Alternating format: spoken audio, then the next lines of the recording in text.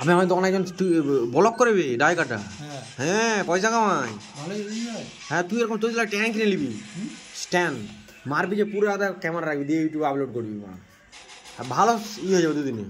সুব্রত করে বালের কথা নেই, দেখে যদি সবাই শিখে পড়তো তাহলে তো মানে তাজমহল বানানো, আওড়ার ব্রিজ বানানো বিন্দাস করে দেখাবে কিভাবে বানাবে, তাহলে তো সবাই মানি বলবে। ক্যাটের কাজ যার, তাহলে তুই তো একতলা কেন লোক পয়সা দিয়ে শিখছে 30-40 হাজার টাকা দিয়ে, পারবে নি রে।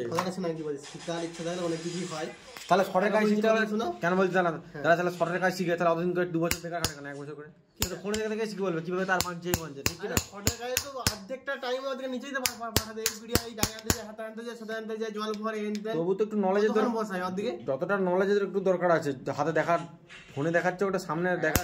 যেমন কিছু কিছু ডান্সার আছে ফোন দেখেই শিখে, তা বলে কি তাদেরকে তো মায়া ভাষা করতে হয়, হ্যাঁ কি না? সে তো নিশ্চয়, ওটা তো তোকে বলছি আমি।